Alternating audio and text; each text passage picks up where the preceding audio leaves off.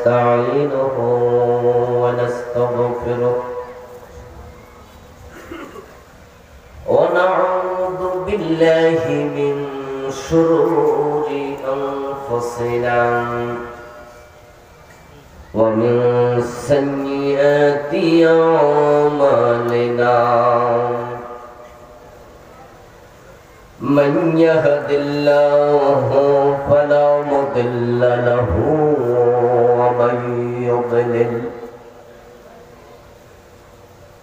ومن يضلل فلن تجد له وليا مرشدا وأشهد أن لا إله إلا الله وأن محمدا عبده ورسوله أما بعد فقد قال الله تعالى في كلامه المجيد أعوذ بالله من الشيطان الرجيم بسم الله الرحمن الرحيم إن الذين آمنوا وعملوا الصالحات كانت لهم جنات الفردوس نزلا خالدين فيها لا يبغون عنها حولا قال النبي صلى الله عليه وسلم تكون بين الساعات فتن كقطع الليل المظلم يصبح فيها الرجل مؤمنا فيمسي كافرا ويمسي مؤمنا فيصبح كافرا ويبيع أقوام دينهم بعرض من الدنيا أو كما قال النبي عليه الصلاة والسلام সকলে মেহেরবানি করে দুরূদ শরীফ পড়ুন আল্লাহুম্মা সাল্লি আলা মুহাম্মাদিন ওয়া আলা আলি মুহাম্মাদ কামা সাল্লাইতা আলা ইব্রাহিম ওয়া আলা আলি ইব্রাহিম ইন্নাকা হামিদুম মাজিদ আল্লাহুম্মা বারিক আলা মুহাম্মাদিন ওয়া আলা আলি মুহাম্মাদ كما باركت على إبراهيم وعلى آل إبراهيم إنك حميد مجيد بالنية নিয়তের উপরে ডিপেন্ড করবে হুজুরের কণ্ঠ কেমন হুজুরের চেহারা কেমন এগুলো দেখতে যারা আসছে তাদের কি সওয়াব হবে কিন্তু সওয়াব যদি নাও হয় মাহফিলে লোকজন যতক্ষণ বসে থাকে ততক্ষণ কোনো গুনার কাজ হয় না সুবহানাল্লাহ এখানে যারা শ্রোতা তারা সবাই চুপ করে থাকে বক্তার গুনাহ হতে পারে কারণ বক্তা যদি মিথ্যা কাহিনী বলে মিথ্যা কাহিনী বললে গুনাহ হবে না জাল হাদিস বললে গুনাহ হবে না বক্তা যদি কেউ ফিরে না খালি হাতে খাজা বাবার দরবারে এই জাতীয় গান গায় মানুষকে ওই দিকে ইশারা দিয়া ওই দিকে ফাটা শুধু গুনাহ না বক্তা মুশরিক হওয়ার সম্ভাবনাও আছে কিন্তু শ্রোতাদের এখানে একটা সুবিধা আছে সেটা হলো শ্রোতারা তো চুপ করে থাকে মান সামাতা নাজা হাদিস হলো যে ব্যক্তি চুপ থাকে সে নাজাত পায় কারণ যতক্ষণ মানুষ চুপ করে থাকে ততক্ষণ আমলনামায় কোনো গুনাহ লেখার সুযোগ নাই সে তো কিছু বলেই নাই গুনাহ লিখবে কেমনে প্রিয় ভাইরা, মাহফিলে এসে বক্তারা কথা বলছে অনর্গল, শ্রোতারা বলে মাঝে মাঝে, সেই কথাগুলো হলো সুবহানাল্লাহ, আলহামদুলিল্লাহ, আল্লাহু আকবার। আমরা আপনারা বলতে না চাইলেও বলি সুবহানাল্লাহ, বলি না এরকম? মানে আপনাদেরকে দিয়ে আমরা কিছু তাসবিহ পড়াই, এগুলা হলো নগদ সওয়াব। মাহফিলে আসলে আমল করবেন, তাহলে সওয়াব হবে। বেনামাজি সিদ্ধান্ত নিল আমি নামাজ পড়ব, যখন সে নামাজটা পড়বে তখন সওয়াব হবে, এটা হলো বাকি। কিন্তু সুবহানাল্লাহ, আলহামদুলিল্লাহ যে তাসবিহগুলো পড়েন, এটা সওয়াব কি বাকি না নগদ? তো মাহফিলে আসার মাঝে লাভ আছে না নাই? নগদ কিছু লাভ আছে। সুবহানাল্লাহি ওয়াল হামদুলিল্লাহি তামলাউল মিজান ওয়া তামলাউ মা বাইনাস সামাই ওয়াল আরদ। রাসূলুল্লাহ সাল্লাল্লাহু আলাইহি ওয়াসাল্লাম বলেছেন, যদি কোনো ব্যক্তি সুবহানাল্লাহ পড়ে, আলহামদুলিল্লাহ পড়ে, সাথে সাথে আল্লাহ তাআলা আকাশ এবং জমিনের মাঝখানে যে ফাঁকা জায়গা আছে ওই পরিমাণ সওয়াব তার আমলনামার মাঝে লিখে দেন। সুবহানাল্লাহ। আমাদের সওয়াব প্রয়োজন আছে না নাই? কি যে দরকার, এটা আখিরাতে আল্লাহর সামনে গেলে টের পাবেন।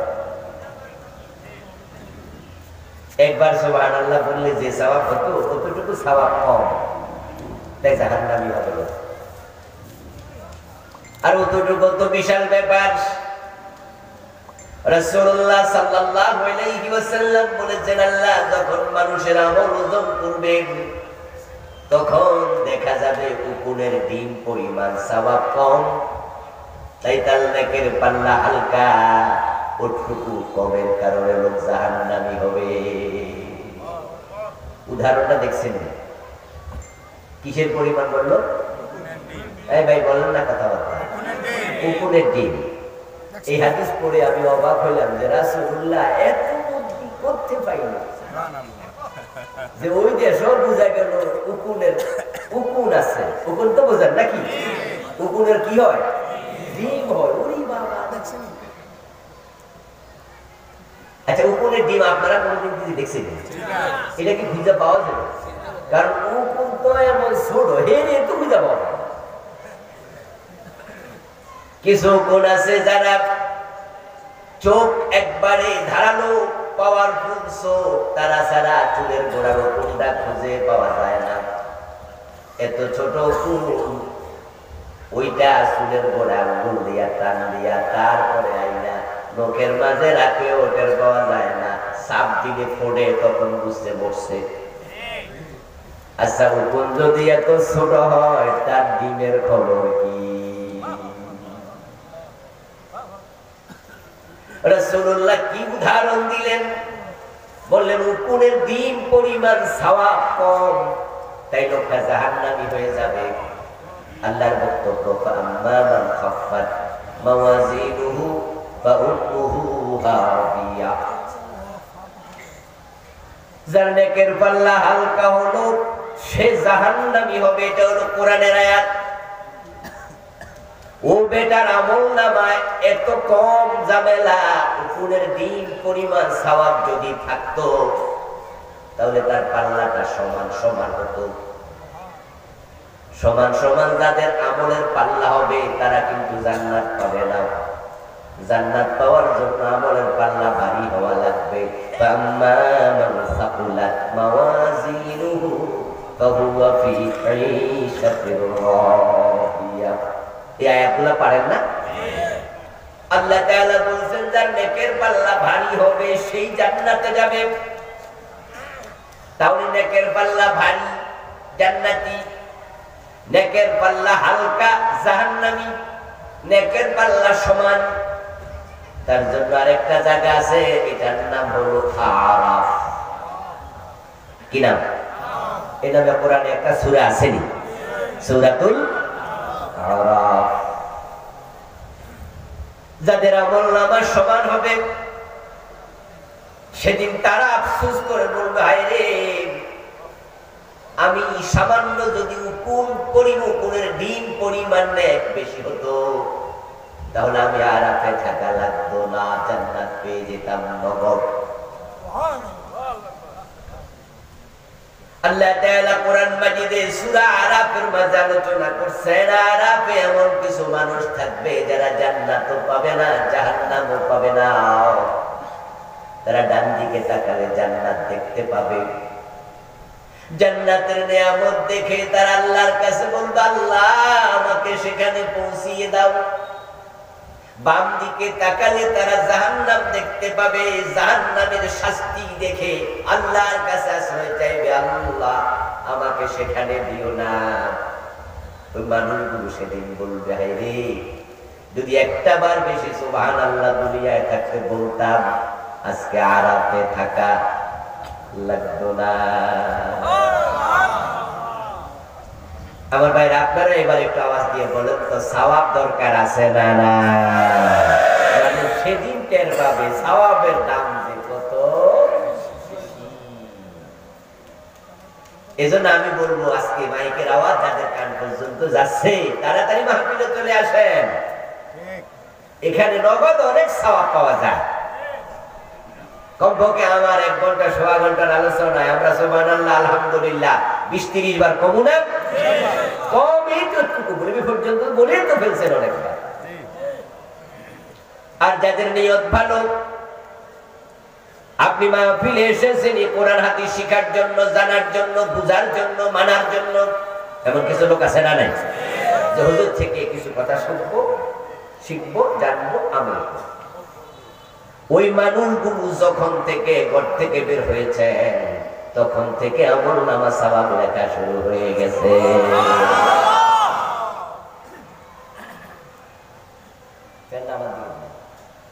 قال رسول الله صلى الله عليه وسلم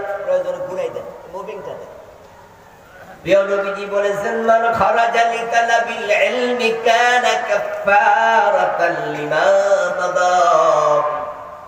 নবীজি মুহাম্মদ বলেন, যে ব্যক্তি কোরআনের হাদিসের ইলম শিখার জন্য ঘর থেকে কদম দেয়, নিয়ত যদি সহিহ থাকে, কদম দেওয়ার সাথে সাথে অতীতের সব সগীরা গুনাহ আল্লাহ মাফ করে দেয়।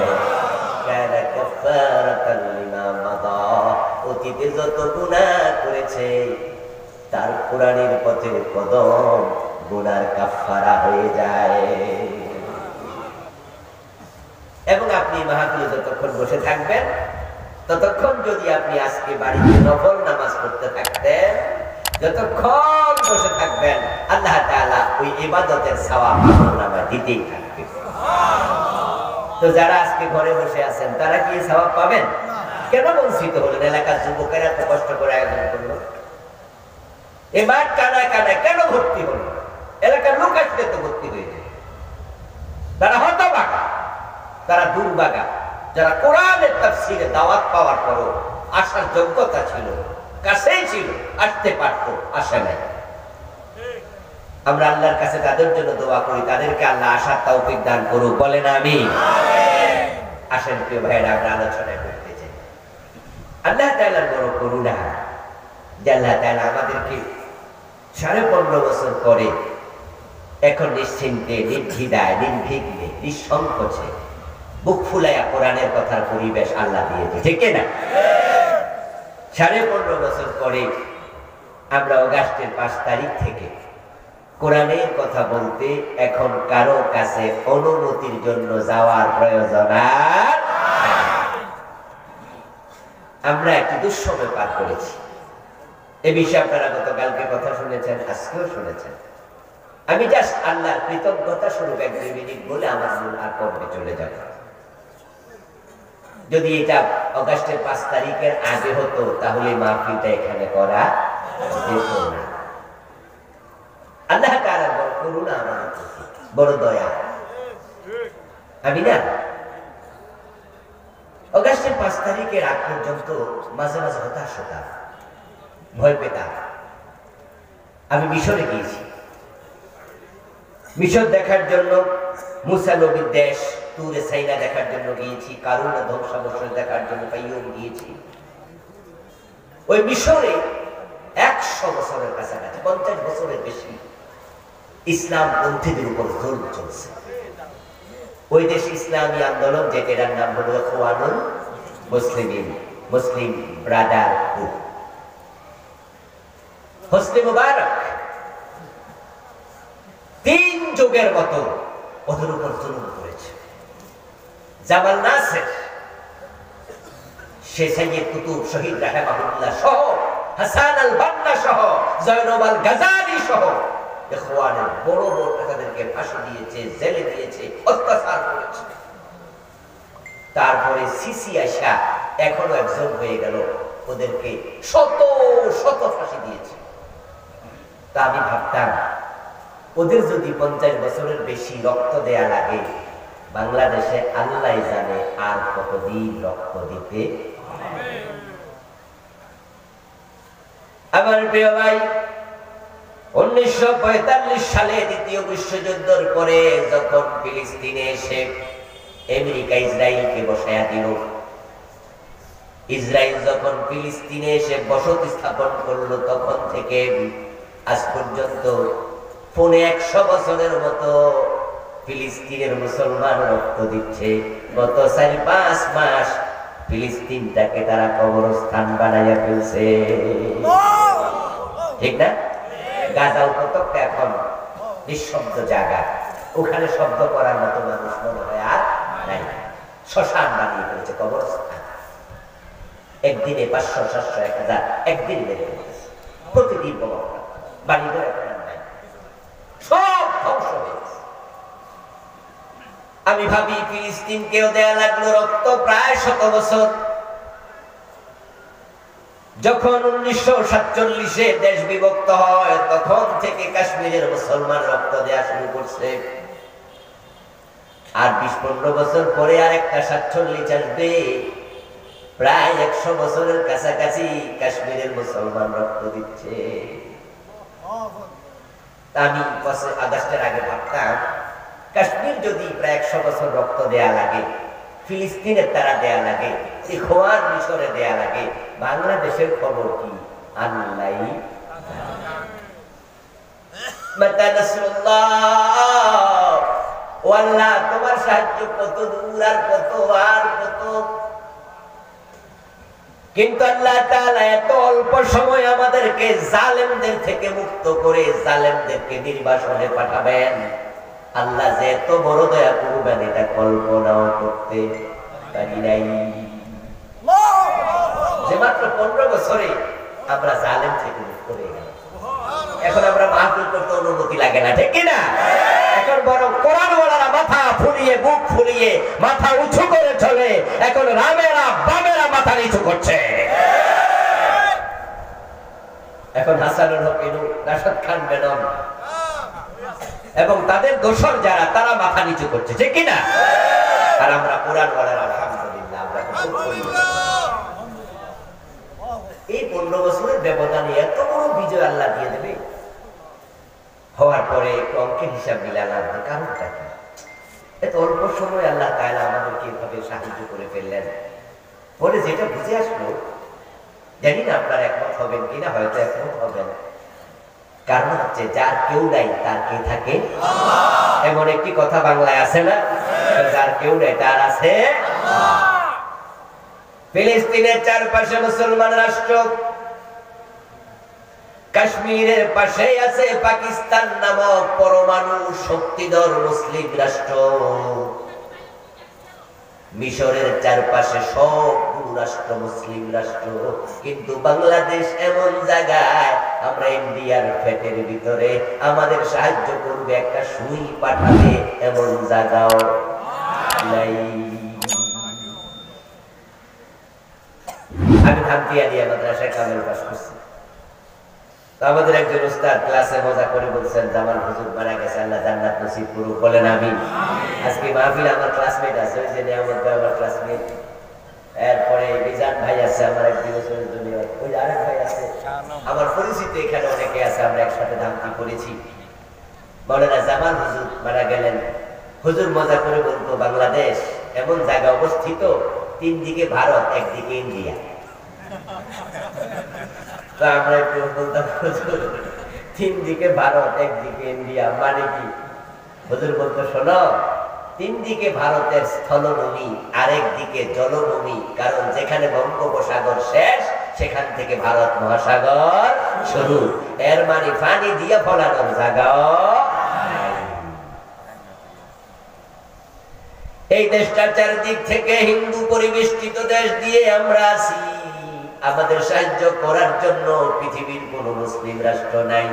সামান্য একটু আছে মায়ানমার, ওরাও মুসলমান না, বরং মুসলমানদের জবাই করে। ঠিক নয় কি? ঠিক নয় কি? সীমান্ত একটু মায়ানমারে আছে, হেরাও ভাইরা জবাই করে। এজন্য আল্লাহ তাআলা তাকায়া দেখছে যে বাংলাদেশে বড় বড় আলেমদের ফাঁসি দিচ্ছে, আল্লামা সাইদির মতো লোকের জেলে দিছে, জুনায়েদ বাবুনগরীর মতো লোককে লুজ বানিয়ে ফেলেছে, 2 হাঁটু অচল করে দিয়েছে।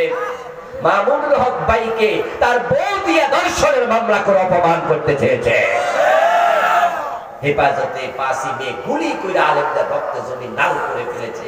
সাহায্য কে করবে? জমিন তো নাই, সব তো কাফের পরিবেষ্টিত। এই জন্য আমাদেরকে আসমান থেকে সরাসরি সাহায্য করেছেন কে? যে আল্লাহ তাআলা এত বড় সাহায্য করলেন, আমরা এখন মুক্ত বিহঙ্গের মতো উড়ে বেড়াচ্ছি, তামাম বাংলাদেশে মাহফিল করতেছি। এমন জায়গায় মাহফিল হয় যেখানে গত 15 বছরে কোনো মাহফিল হয় নাই। আমার বন্ধু, যে আল্লাহ তাআলা আমাদেরকে অবারিত সুযোগ দিলেন, আসুন আলোচনার শুরুতে মন প্রাণ উজাড় করে অন্তরের সবটুকুন শ্রদ্ধা এবং ভালোবাসা দিয়ে আমাদের মনিব আল্লাহ তাআলাকে শুকরিয়া জানাই, কৃতজ্ঞতা জানাই। সবাই মিলে জোরে জোরে একবার কালিমাতু শুকর করি, আলহামদুলিল্লাহ। আমার প্রিয় ভাইরা, আমি আপনাদের সম্মুখে পবিত্র কোরআন মাজিদ থেকে সূরাতুল কাহফের 107 এবং 108 দুটি আয়াতে কারিমা তেলাওয়াত করেছি।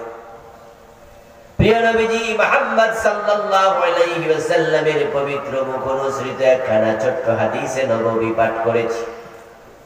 আল্লাহ তাআলা তৌফিক দান করলে এখান থেকে কিছু কথা বলবো ইনশাআল্লাহ।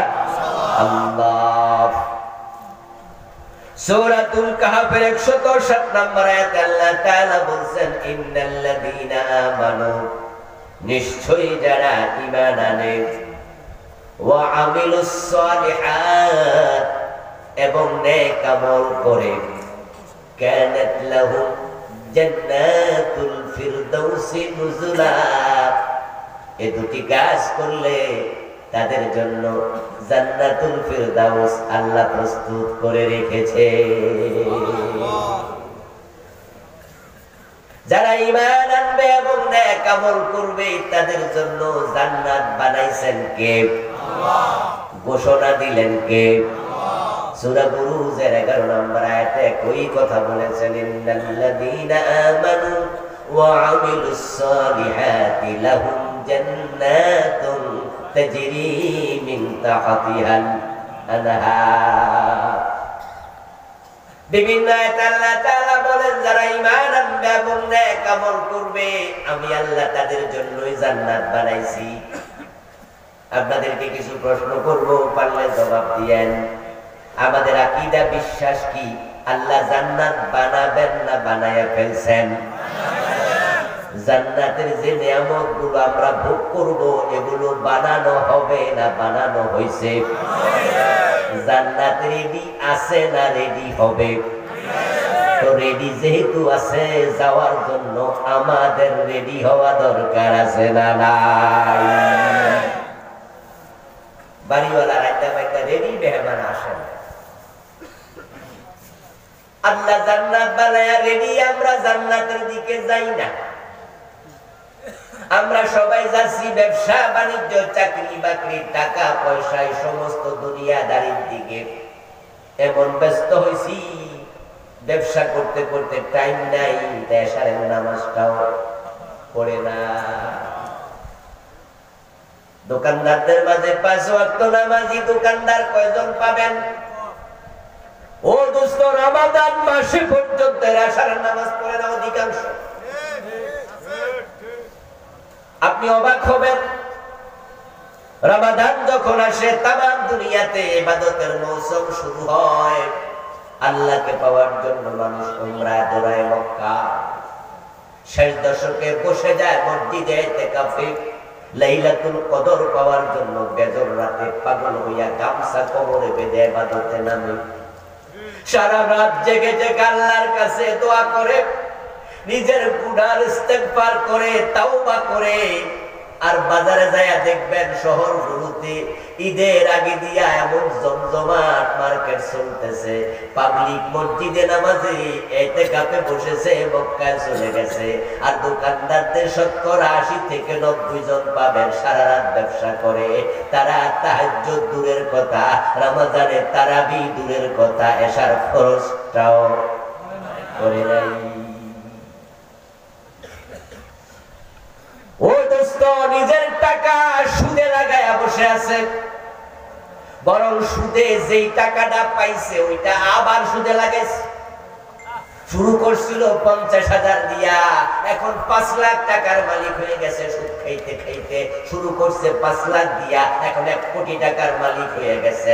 সেই লোক সুদ খাচ্ছে, ঘুষ খাচ্ছে, হারাম খাচ্ছে, বেনামাজি, এই মানুষগুলো জান্নাতের পথে দৌড়াচ্ছে না জাহান্নামের দিকে? অথচ আল্লাহ তো আমাদের জন্য জান্নাত বানাইছে, যাওয়ার জন্য প্রস্তুতি কই?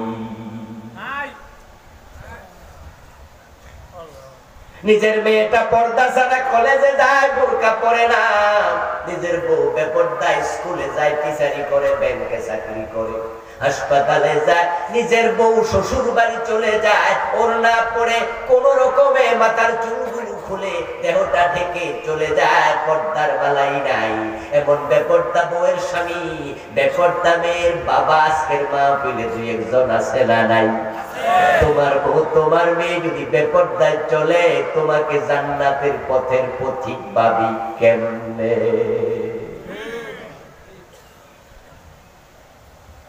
নবীজি মুহাম্মদ সাল্লাল্লাহু আলাইহি ওয়াসাল্লাম বলেছেন, দায়ুসু লা ইয়াদখুলুল জান্নাহ, যারা দায়ুস তারা জান্নাতে যাবে না।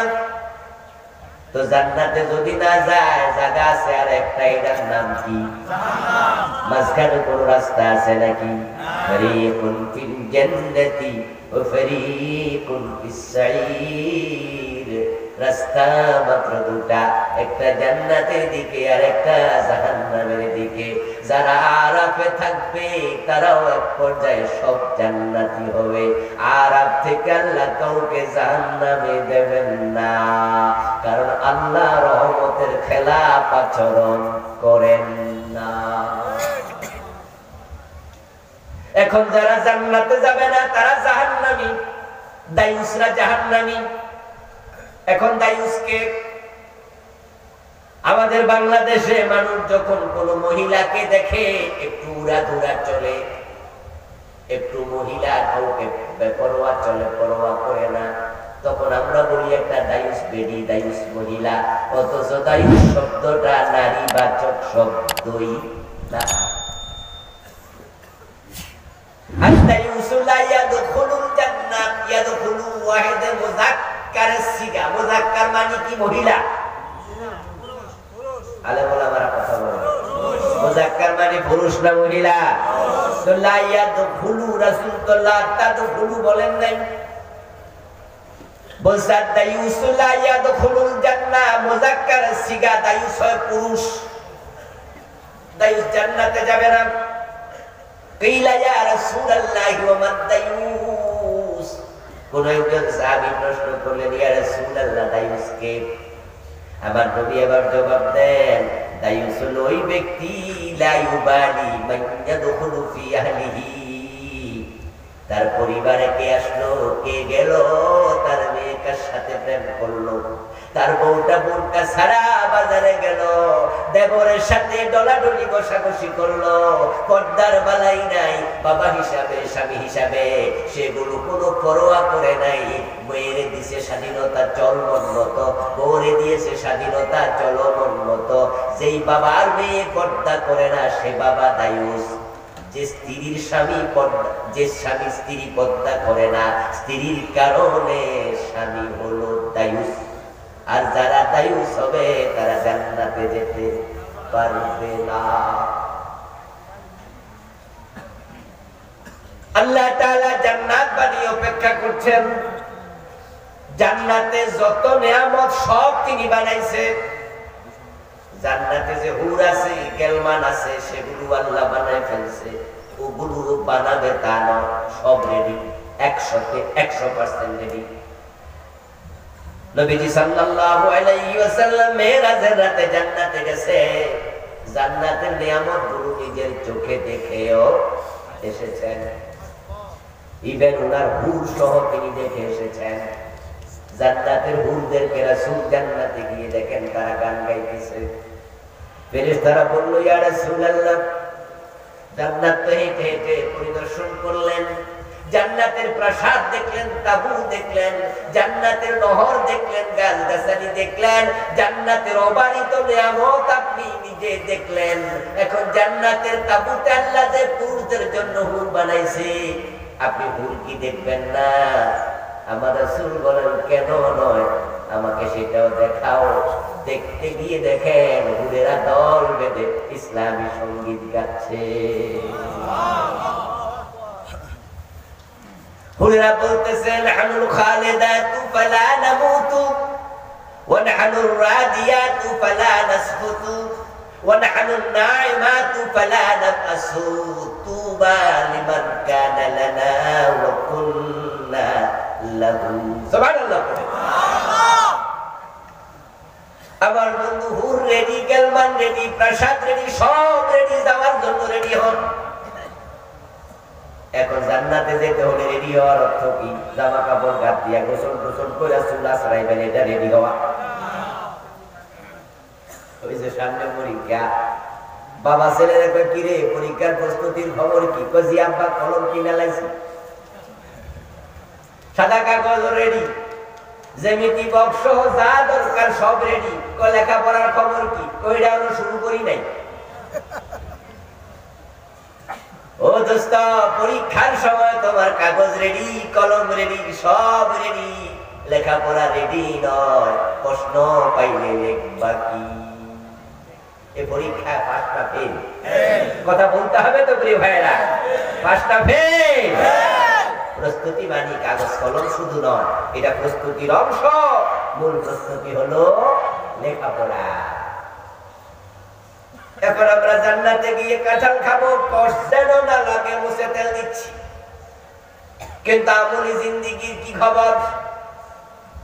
নামাজ নাই, রোজা নাই, হজ নাই, যাকাত নাই, মুজবরদারি নাই, মাঝে মাঝে বিড়ি টানে, চান্স পাইলে গাঁজা টানে। ও বেডাও তো তোরা কান্দে নিয়ে জান্নাতে যাওয়ার জন্য রেডি। গান গাইতেছে, আছেন আমার মুক্তার, আছেন আমার ব্যারিস্টার, শেষ বিচারের হাইকোর্টেতে তিনি আমায় করবেন পার। আমি পাপী, তিনি জামিনদার। টুনটুনা টুনটুন। এই জাতীয় গান বাংলাদেশে আসেনি? এই গান গাওয়ার মতো কিছু গায়ক আছে না নাই? ওদের চিন্তা দেখছেননি? চিন্তা হলো আদালতে আখেরাতে আল্লাহ যখন হাকিম হবে, তাদের পীর বাবা জামিনদার হবে। আছেন আমার মুক্তার, আছেন আমার জামিনদার, শেষ বিচারের হাইকোর্টেতে তিনি আমায় করবেন ফার। দেখছেন প্রস্তুতি? পীর বাবার কাছে মুরিদি। ও দোস্ত, আল্লাহর জান্নাতে যাওয়ার প্রস্তুতি কি জানার প্রয়োজন আছে কিনা? যিনি জান্নাত বানালেন তিনি প্রস্তুতির কথাও জানালেন। সুবহানাল্লাহ। জান্নাতে যাওয়ার জন্য শর্ত হলো দুটা। দুই ধরনের প্রস্তুতি লাগবে। এক নাম্বার হলো ঈমান, দুই নাম্বার হলো নেক আমল। যার ঈমান থাকবে না সে কোনদিন জান্নাতে যেতে পারবে না। বাংলাদেশে দূর্ণতা সবচেয়ে বেশি যেটার, সেটা হলো ঈমানের। এই দেশে যেটা সবচেয়ে কম মুসলমানদের কাছে, এটার নাম হলো ঈমান। এই দেশের মুসলমানদের কাছে যেটা সবচেয়ে বেশি নাই, এটা এটা হলো ঈমান।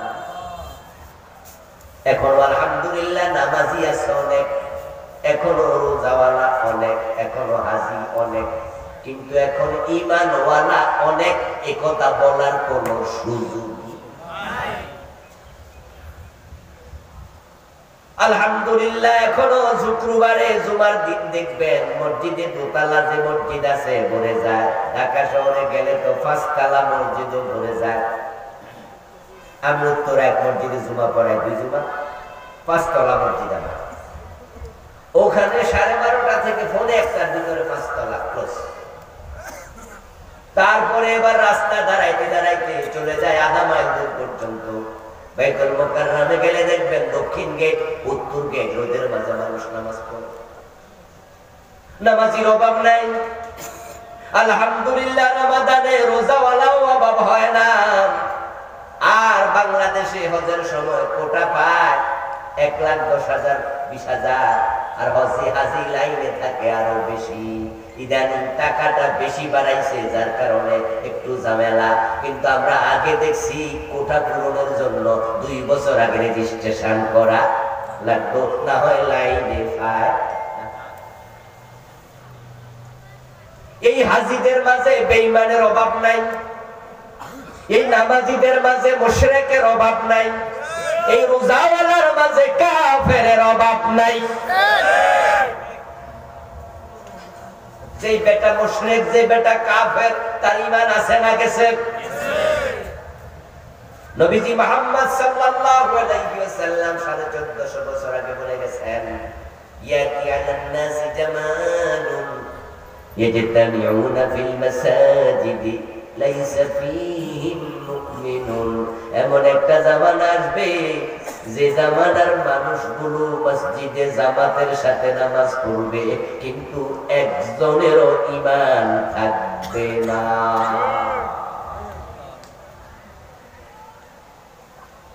قال رسول الله صلى الله عليه وسلم تكون بين الساعة فتن كقطع الليل المظلم। প্রিয় নবীজি বলে গেছেন একটা জামানা আসবে কিয়ামতের পূর্বে, সূর্য ডুবে গেলে চারদিক থেকে যেমন অন্ধকার ধেয়ে আসে, কিয়ামতের আগে পৃথিবীর চারদিক থেকে কুফরির ফিতনা বের হবে। ইউসবিহু ফিহা আর-রাজুলু মুমিনান ফায়ুমসি কাফিরা। ওই জামানায় যারা মুমিন থাকবে তারা সন্ধ্যা বেলায় মুমিন, সকাল বেলায় কাফের হয়ে যাবে। সকাল বেলায় মুমিন, সন্ধ্যা বেলায় কাফের হয়ে যাবে। কি পরিমাণ লোক যে কাফের হবে, কল্পনা কি? আমার দোস্ত, ঈমান হলো জান্নাতে যাওয়ার 1 নাম্বার শর্ত। যদি সেই ঈমান বাঁচাতে চান, 3টা অপরাধ থেকে নিজেকে মুক্ত রাখুন। সিরিয়াসলি আওয়াজটাকে নেন, সিরিয়াসলি নেন আলোচনাকে। 3টা অপরাধ করলে ঈমান বাঁচে না, ঈমান মরে যায়। 1 নাম্বার অপরাধের নাম কুফর, 2 নাম্বার অপরাধের নাম শিরিক, 3 নাম্বার অপরাধের নাম নিফাক। এই 3টার সাথে জড়িত হবে যে কাফের হবে, সে বেঈমান হবে। সে বাংলাদেশে 3টা বন্যার পানির চেয়ে আরো বেশি জোরে গতিতে চলছে। কি পরিমাণ মানুষ কাফের। কিছুক্ষণ আগে ফখরুদ্দিন ভাই ধর্ম নিরপেক্ষ মতবাদ নিয়ে কথা বলছে না, যে ওদেরকে ভোট দিয়ে নেন। ও দোস্ত, উনি কেন বলেছে? ওয়াজ শুনে 2-1 মনে মনে ভাবছেন নির্বাচনী ওয়াজ চলছে, কারে ভোট দেবে কারে দেবে না, মাহফিল এগুলো কইয়া লাভ কি? ও দোস্ত, কারণ হলো যারা ধর্ম নিরপেক্ষ মতবাদ অন্তর থেকে লালন করে, আল্লাহর কসম তারা সবগুলো কাফের। তো কাফেরকে সাপোর্ট করলে ঈমান থাকবে না। ঝামেলা তো এখানে। ভোট শব্দের অর্থ কি? মতামত। ভোট মানে সাপোর্ট। তো যে ধর্ম নিরপেক্ষ আপনি যদি তাকে সাপোর্ট করেন তাহলে প্রমাণ হলো আপনিও ধর্ম নিরপেক্ষ। যে ধর্মের পক্ষে থাকে না তার ঈমান থাকবে না। ধর্মের ব্যাপারে নিরপেক্ষ থাকার কোনো সুযোগ নেই। আপনারা আজকে মাহফিলে যারা আছেন আপনারা কি ধর্মের পক্ষের লোক নাকি অন্য কিছু? ধর্মের পক্ষে সবাই। ধর্মের পক্ষে যদি কেউ না থাকে তাহলে বিপক্ষে না, পক্ষে না তো বিপক্ষে। নিরপেক্ষ কোন শব্দই তো নেই। এটা তো একটা মিথ্যা কথা, ধোঁকাবাজি কথা। কোরআন মাজিদ আল্লাহ তাআলা বলেছেন পক্ষ দুটি, লাকুম দীনুকুম। পরেরটা কি বলেন না, সবাই তো পারে। পক্ষ হলো দুটা, লাকুম দীনুকুম, তোমাদের জন্য তোমাদের ধর্ম। এবার চলে গেল যারা বাহিরে সব। এবার দ্বিতীয় পক্ষ হলো ওয়ালিয়া দ্বীন, আমার ধর্ম আমার জন্য। সুবহানাল্লাহ। তোমাদের ধর্ম তোমাদের, আমার ধর্ম আমার। তাহলে দল কয়টা হলো? মাঝামাঝি কোন দল নাই।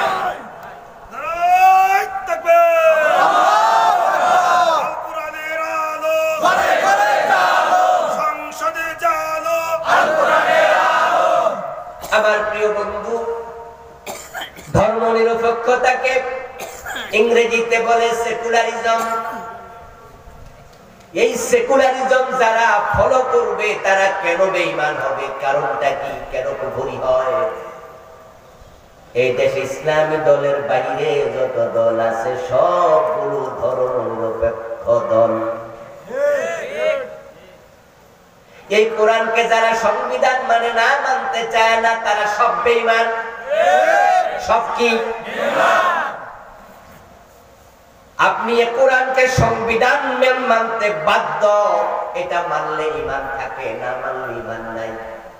আল্লাহ তাআলা বলেছেন মান লাম ইয়াহকুম বিমা আনজালাল্লাহু ফাউলাইকা হুমুজ জালিমুন ফাউলাইকা হুমুল ফাসিকুন ফাউলাইকা হুমুল কাফিরুন।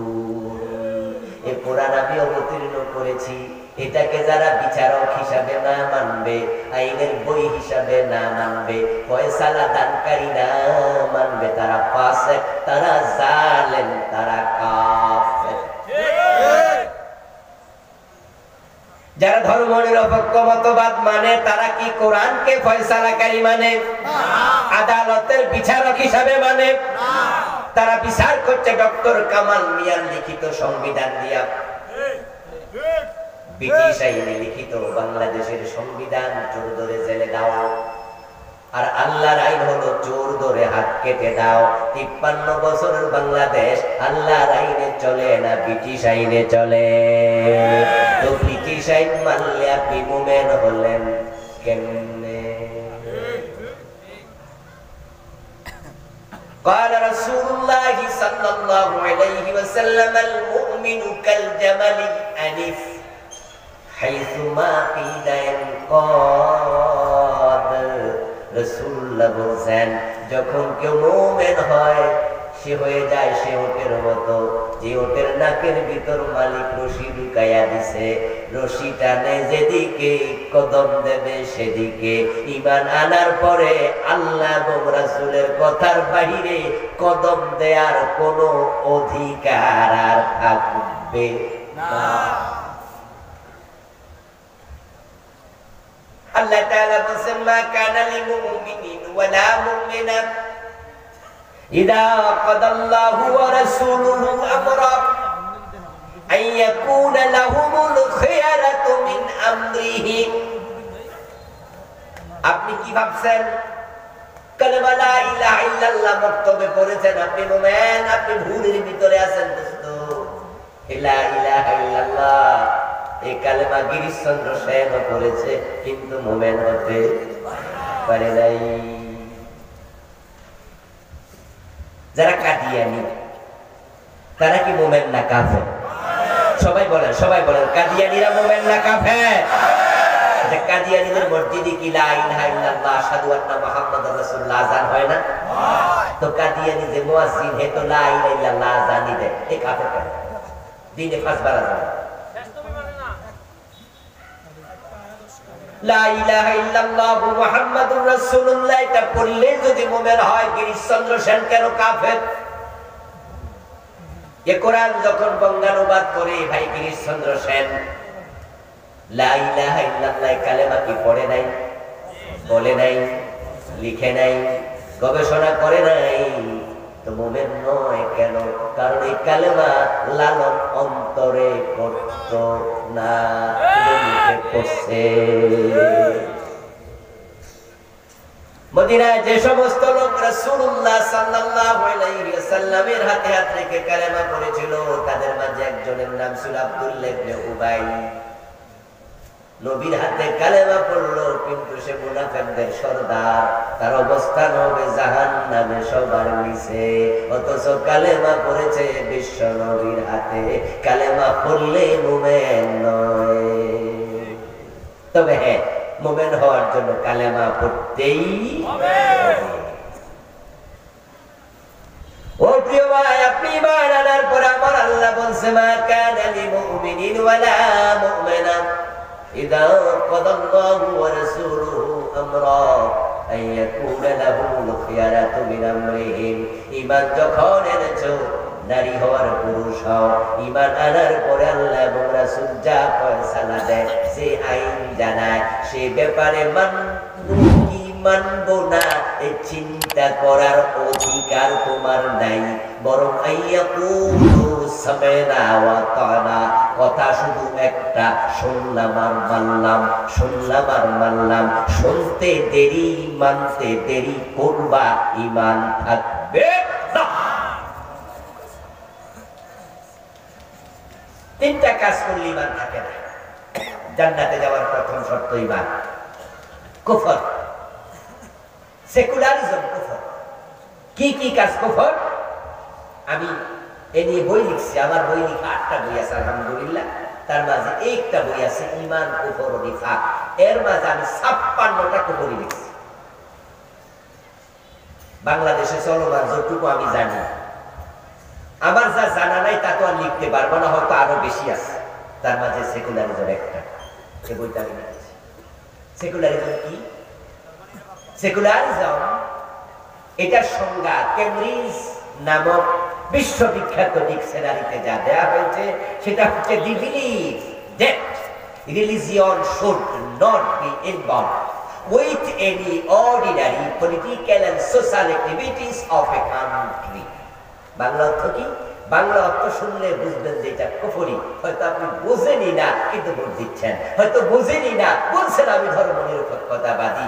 এটা যে কুফরি, বাংলা অর্থ হচ্ছে এটা একটি বিশ্বাসের নাম, যে বিশ্বাসের মূল বাণী হচ্ছে ধর্ম সামাজিক এবং রাজনৈতিক জীবনে কোনো প্রভাব ফেলবে না। রাজনৈতিক জীবন, সামাজিক জীবন ধর্মের বাহিরে থাকবে। আচ্ছা, ধর্মের বাহিরে জীবনের একটা অংশ থাকতে পারবে? একটা চুল থাকতে পারবে? উদখুলু ফিস সিলমে, উদখুলু ফিস সিলমে, আল্লাহকে ফুরানো। আচ্ছা, সামাজিক জীবনে যদি ধর্ম না থাকে, তাহলে বিবাহ শাদী থাকবে তো? সামাজিক জীবনে ধর্ম নাই, তাহলে বিচার আচার থাকবে না। সামাজিক জীবনে ধর্ম নাই, তাহলে আপনার লেনদেনের খবর কি? এই জন্য যারা ধর্ম নিরপেক্ষ, তারা বলে রাজনীতি হবে ধর্মের আওতার বাহিরে। হুজুররা রাজনীতি করে কেন? তারা বলে ইসলামে কোনো রাজনীতি নাই। অথচ নবী মুহাম্মদ নিজে মদিনার প্রেসিডেন্ট ছিলেন 10 বছর। আবু বকর কি রাজনীতি করেন নাই?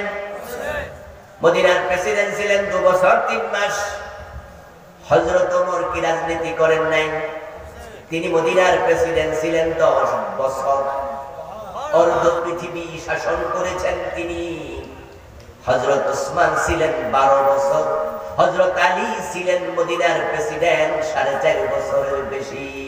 4 জন বড় বড় খলিফা, তারা অর্ধ দুনিয়া ইসলাম দিয়ে চালাইছে।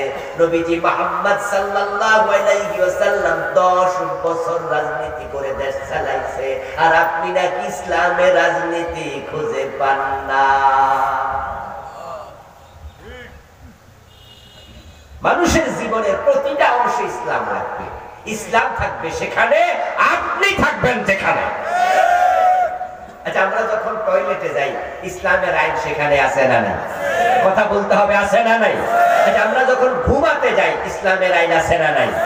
আমরা যখন থুতু ফেলি কিভাবে ফেলতে হবে ইসলামে সেটাও আছে না নাই?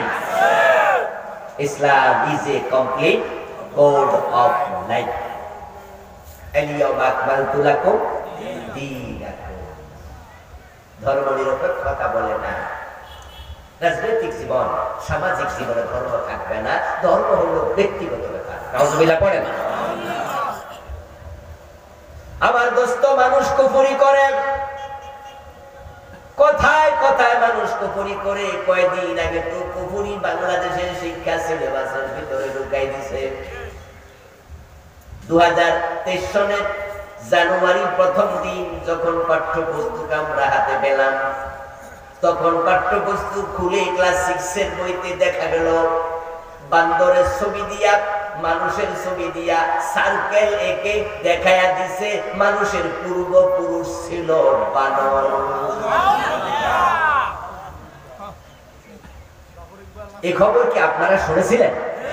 জানেন তো? জানেন তো? আমার দোস্ত, দেখুন বাংলাদেশে কুফরি কিভাবে সাপ্লাই দিচ্ছে তারা। আল্লাহ তাআলা কুরআন মাজিদে বলে, রাব্বাসা মিনহুমা রিজালান কাসীরান ওয়া নিসাআ। আমি প্রথম মানুষ বানাইছি আদম, তারপর ওয়া খালাকা মিনহা যাওজাহা, আমি আদম থেকে তার স্ত্রী হাওয়ারে বানাইলাম। ওয়া বাসা মিনহুমা রিজালান কাসীরান ওয়া নিসাআ, আদম হাওয়া থেকে অগণিত নারী পুরুষ বানাইলাম। তাহলে মানুষের যাত্রা বান্দর থেকে শুরু না আদম থেকে শুরু? এই কথাটা আল্লাহর কোরআনে একাধিক জায়গায় আছে না নাই? এখন যদি কেউ মনে করে না এটা আগে বান্দর থেকে শুরু হয়েছে, তাহলে কোরআনের আয়াতগুলো স্বীকার করার সাথে সাথে ঈমান শেষ। কুফরি কি? কুফরি হচ্ছে এই কোরআন মাজিদের সাথে দ্বিমত করা। যদি আপনি 30 পারার সাথে দ্বিমত করেন, আপনি কাফের। কেউ বললো যে আমি কোরআন মানি না, পুরাটাই মানি না, আমরা বলবো তুমি কাফের। কেউ যদি বলে আমি 15 পারা মানি আর 15 পারা মানি না, আমরা বলবো তুমিও কাফের। যদি কেউ বলে 29 পারা মানি, 1 পারা মানি না, ফতুয়া কি তুমিও? কেউ যদি বলে 113 সূরা মানি, 1 সূরা মানি না, ফতুয়া তুমিও? কেউ যদি বলে সব মানি, 1 অক্ষর মানি না, ফতুয়া একই, সেও হবে কাফের। বিসমিল্লাহর বা থেকে মিনাল জিন্নাতি ওয়ান নাসের সিন পর্যন্ত এই কোরআনে যা আছে সবটা একসাথে মেনে নেয়ার নাম ঈমান। তার বিপরীত সামান্য চিন্তা উল্টা করার নামে হলো কুফর। আমি জানি না কুফর বুঝাইতে পারলাম কিনা, আপনারা বুঝতে পারছেন? সবটা মানার নাম ঈমান, এর বিপরীতে 1 ইঞ্চি, 1 সামান্য অঙ্কের মতো। শিক্ষিত মানুষেরা বুঝবেন সবাই, 10 লাইনের অঙ্ক 9 লাইন ঠিক হয়েছে, 1 লাইন ভুল হয়েছে, নাম্বার কত পাবেন? 10 লাইনে 10 ভুল, সে কত বলেন? 10 লাইনে 10 ভুল, সে কত? 10 লাইনে 5 ভুল, সে কত? 10 লাইনে 1 ভুল, সে কত? অঙ্কের বেলায় কোনো ভুল মানা হবে না, জিরোতে চলে যাবে। কোরআনে যা আছে তুমি একটা জায়গায় ফেল মারবা, তুমিও জিরো হয়ে যাবে। যেমন কাদিয়া, তারা কুফরি করলো, কোরআনের একটা মেসেজ মানে নাই। আল্লাহ তাআলা বলেন মুহাম্মদ শেষ নবী, মা কানা মুহাম্মাদুন আবা আহাদিন মিন রিজালিকুম ওয়ালাকিন রাসূলুল্লাহি ওয়া খাতামান নাবিয়্যিন। নবী মুহাম্মদ শেষ নবী। কাদিয়ানীরা নামাজ পড়ে, রোজা রাখে, হজ করে, যাকাত দেয়, টুপি, দাড়ি, পাজামা, পাঞ্জাবি, পাগড়ি সব আছে, কিন্তু তারা বলে গোলাম আহমদ কাদিয়ান নবী। কি নাউজুবিল্লাহ বলবেন না? গোলাম আহমদ কাদিয়ানকে যদি নবী মানে, বেটা জন্ম তো 250 বছর আগে, 1865 সালে। তো 1865 সালে গোলাম আহমদ কাদিয়ানের জন্ম। তো সে যদি নবী হয় 570 খ্রিস্টাব্দে, যিনি জন্ম নিয়েছে আব্দুল্লাহর পেটা মোহাম্মদ, উনি কি? তো উনিও নবী, হেও নবী, তাহলে রাসূল শেষ নবী হয় কেন? Luxury pace. কাদিয়ানীরা এখানে এসে পিছল খেয়ে পড়ল। तमाम দুনিয়ার সব হক্কানি আলেম একমত হয়ে ফতোয়া দিল নবী মুহাম্মদকে শেষ নবী না মানার কারণে কাদিয়ানী কাফের। এবং এমন সত্য ফতোয়া, আলেমদের ফতোয়া হলো কোন কাদিয়ানী যদি মারা যায় মুসলমানের গোরস্থানে তাকে দাফন করাও যায়। কাদিয়ানীদের সাথে বিবাহ শাদী হারাম, কারণ তারা তো মুমিনই না, বিয়ে হবে না, বাচ্চা হলে জারজ হবে। ও দোস্ত, কাদিয়ানী আল্লাহর মেসেজ মানলো না একটা। এই আয়াতে কারিমার মাঝে 4টি অক্ষর তারা স্বীকার করে, খা আলিফ তা মিম খাতামান নবিয়্যিন, শেষ নবী। এখন কোরআনের মাঝে আছে আলা লাহুল খালকু ওয়াল আমরু, সাবধান, সৃষ্টি যার, আইন চলবে শুধুই তার। এখানে অক্ষর আছে 15টা, কাদিয়ানী মানে না 4টা। চোর ধরে হাত কাটো এমন আইন কোরআনে আছে না নাই? 53 বছরে কয়দিন মানছেন? কাদিয়ানী মানলো না নবী মুহাম্মদ শেষ নবী, আপনারা মানলেন না চোর ধরে হাত কাটতে হবে, জেনা করলে 100 বেত লাগাও এমন আয়াত কোরআনে আছে না নাই? 53 বছরে কয়দিন মেনেছেন? তো কাদিয়ানী মানলো না একটা, আপনারা মানলেন না জেনার শাস্তিটা ডাকাত শুনে দিতে হবে। আল্লাহর কোরআনে আল্লাহ বলেছে এই আইন বাংলাদেশে হয় নাই। কাদিয়ানী একটা মানলো না, আপনারা এটা মানলেন না। আমার আল্লাহ বলে সৃষ্টি যার, আইন চলবে শুধু তার। 53 বছরের বাংলাদেশ আল্লাহর আইনে একদিনও চললো না, আপনারা এটাও মানলেন না। তো শুধু কাদিয়ানীকে কাফের বলেন, নিজের খবর কি?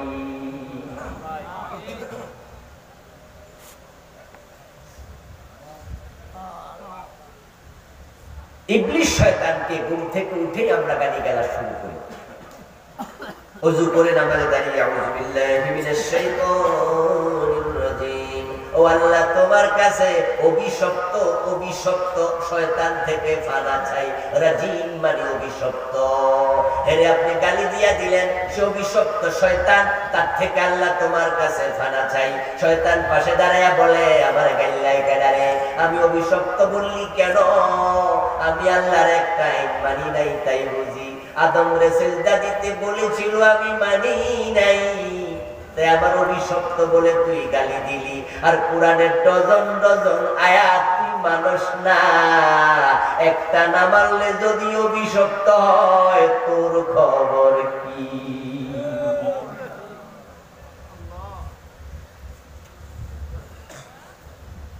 প্রিয় ভাইরা, কুফরি বাংলাদেশে এভেলেবেল, এগুলো চিহ্নিত করতে হবে। কুফর আছে যেখানে, আমরা থাকবো না সেখানে। চা দোকানে বসে হাসতে হাসতে মানুষ কুফরি করে। দোস্ত বলছে নির্বাচন সামনে, এবার তুই ইসলামপন্থীদেরকে ভোট দে, কোরআনওয়ালাদেরকে ভোট দে।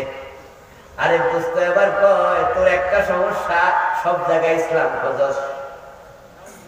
এই বেটা, সব জায়গায় ইসলাম ইসলাম করা লাগে। আচ্ছা, এই জাতীয় হালকা কথা বলার মতো লোক আছে না নাই? এটা বিয়ে আইছিল রে, এটা বিয়ে আইছিল ভাইয়ার লেগে, আপনারা সব ভালো লাগছে, শুধু মুখে দাড়ি, এই জন্য বিয়েটা দিয়ে দেয়। মুখে দাড়ি দেখে মেয়ে বিয়ে দেয় না। সুন্দরী মেয়ে, মুসলমানের কন্যা, স্বামীর মুখে দাড়ি তাই পছন্দ করে না, রিজেক্ট করে দিছে, এমন ঘটনা আছে না নাই? ডাইরেক্ট কুফরি।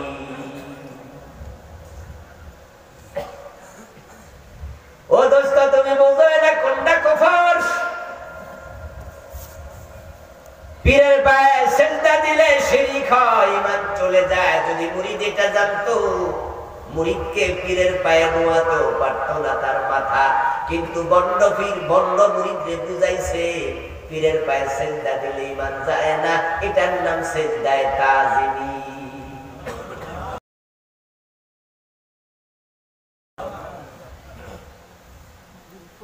ডক্টর আবুল কালাম আজাদ বাশারের আওয়াজ করে চলে যায়, পীরের পায়ে সিজদা দিলে শিরক হয়।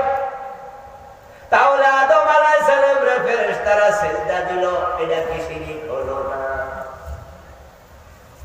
ফেরেশতারা কি আদম নবীর সিজদা দেয় নাই? তো ওটা যদি শিরিক না হয়, আমার তোমরা যেটা দিছো এটা শিরিক হবে কেন? তখন মুরিদ কয় হুজুর এটা বুদ্ধি।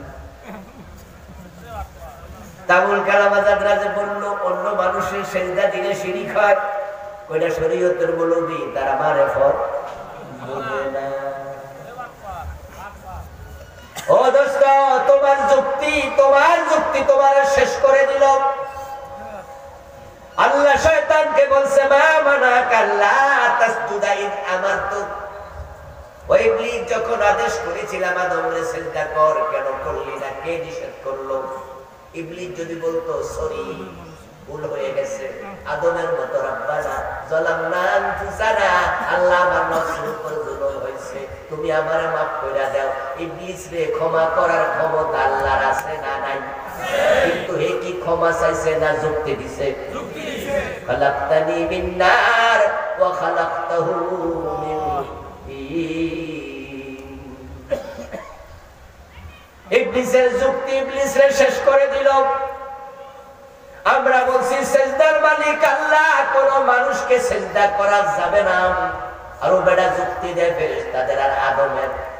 ও ভণ্ডপীর, তোমার কাছে আমার প্রশ্ন, আদমকে সিজদা করার জন্য ফেরেশতাদেরকে অর্ডার দিয়েছে কে? আল্লাহ। তো তোমার যে তোমার মুরিদ সিজদা করলো, তোমার সিজদা করার অর্ডারটা আছে কই দেখাও। ফেরেশতারা আদমকে সিজদা দিচ্ছে, এই দলিল তো কোরআনে আছে, আছে কি না? সিজদা দিতে কে বলেছে? আল্লাহ। তো তুমি যে সিজদা নিলে তোমার দলিল দাও। তোমার দলিল নাই, তোমার যুক্তি আছে। আর যুক্তির নাম ইসলাম না, দলিলের নাম ইসলাম। এজন্য যারা বেশি যুক্তিবাদী হয় তারা বিপদে পড়ে যায়। আমরা বলি দোস্ত ইল্লাল্লাহ জিকির করো না, রাসূলুল্লাহ জীবনে ইল্লাল্লাহ জিকির করে নাই। তখন তারা বলে বুঝলাম রাসূল করে নাই, হাদিসে নাই, কিন্তু ইল্লাল ইসকির তো আছে। ইস্তিসনা মুস্তাসনা মুস্তাসনা মিনহু দিয়া বুঝায় দলিল ছাড়া যুক্তি চলবে না। এখানেও একই কথা, রাসূল যেহেতু ইল্লাল্লাহ জিকির করে না, আমরাও করব না। যখন জিকির করব পুরা কালেমা পড়ো লা ইলাহা ইল্লাল্লাহ, মাঝখান দিয়া মাজা ভাঙ্গিও না। আমার দোস্ত, আমরা বললাম যে রাসূলুল্লাহ ঈদ করেছেন দুটি, ঈদুল ফিতর, ঈদুল আযহা। তোমরা ঈদে মিলাদুন নবী করিও না, এটা রাসূল করে নাই, কোন সাহাবী করে নাই। তারা দলিল না পায়া যুক্তি দেয়, হুজুর অসুবিধা কি? এমন অসুবিধা কি? এই জাতীয় যুক্তি দেওয়ার লোক সমাজে আছে না নাই? শোনেন, অতি যুক্তিবাদী হবেন না। ইসলাম যুক্তি নির্ভর ধর্ম নয়, ইসলাম দলিল নির্ভর ধর্ম। তবে হ্যাঁ, দলিল থাকার পরে যুক্তি থাকতেও পারে, কিন্তু দলিলবিহীন যুক্তি এক পয়সা দাও। ওই ভণ্ডপীর যুক্তি দিল ফেরেশতা এবং আদম মিলাইয়া।